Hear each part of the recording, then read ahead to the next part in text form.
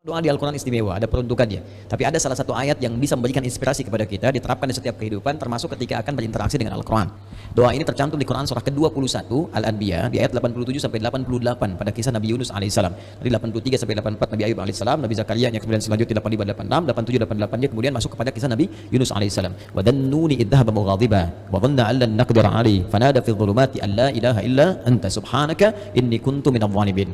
Nah, ini dawamkan doa ini. Termasuk kalau kita ingin berusaha berinteraksi dengan kebaikan. Kayak kita misalnya mau coba menghafal Quran, kayak kita mau coba membaca Quran dengan baik, atau kita coba misalnya mendapatkan kesuksesan dalam pekerjaan, atau kita mengatasi gangguan dalam kehidupan. Ini masuk semuanya. Kenapa? Karena dasar pertama, ini ada 3 bagian di doa ini yang penting kita garis bawahi. Pertama, la ilaha illa anta. Ya? Awas. 2, subhanak.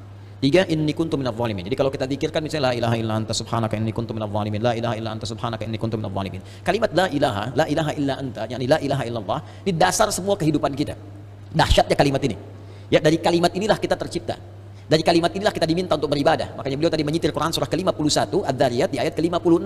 Wa ma khalaqtul jinna wal insa illa liya'budun. Tidaklah aku ciptakan jin dan manusia kalian kecuali untuk menyembah aku. Dan penyembahan pertama itu ditafsirkan kalimat la ilaha illallah. Quran surah Thaha ayat ke-14. Innani anallahu la ilaha illa ana fa'budni. Wa ma khalaqtul jinna wal insa illa liya'budun. Jadi tujuan kita beribadah kepada Allah Subhanahu wa taala untuk la ilaha illallah.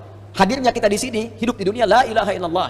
Bahkan orang berjuang jihad fi sabilillah sampai wafat karena la ilaha illallah. Bahkan orang kalimat terakhirnya dalam hidup untuk la ilaha illallah. Kalimat akhir hidupnya, man qala la ilaha illallah fi akhir hayatihi dakhala al-jannah. Kalau ada orang bisa mengucapkan la ilaha illallah akhir hidupnya, dijamin oleh Nabi sallallahu alaihi wasallam dengan lisannya masuk surga.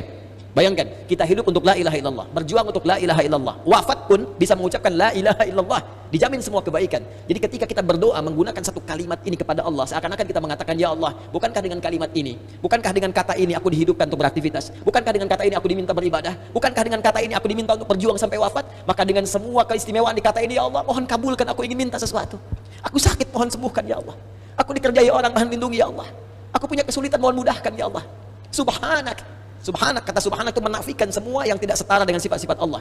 Ya, contoh orang mengatakan Allah punya anak, makanya turun Quran surah kedua ayat 116. Wa qalu ittakhadallahu walada subhana. Tepikan semua yang tidak ada hubungan dengan Allah Subhanahu wa taala. Karena itu ketika kita mengatakan subhanak, ya Allah, aku meyakini enggak ada Tuhan selain Engkau. Enggak ada sifat-sifat yang layak Engkau sandang kecuali apa yang telah Engkau tetapkan. Aku mohon ampun, ya Allah, selama ini inni kuntu minadh dhalimin. Aku salah. Aku salah, ya Allah. Aku katakan Tuhan hanya Engkau, tapi aku kadang diperbudak dunia.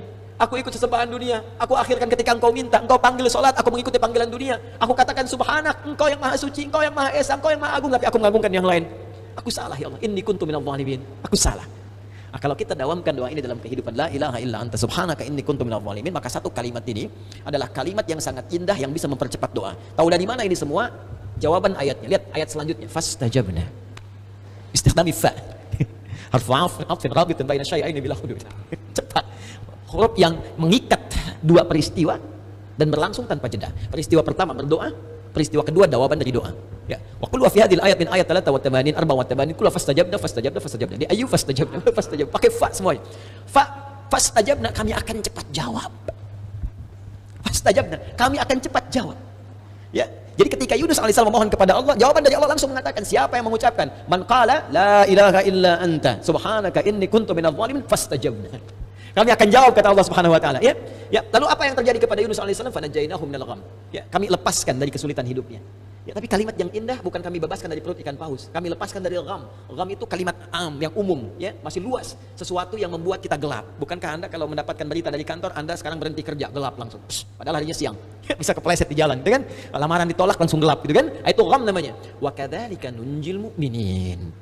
Demikianlah kalau ada orang beriman setelah ini mengamalkan doa yang sama, kata Allah, kami jamin kami akan kabulkan seperti aku mengabulkan doanya Yunus alaihissalam.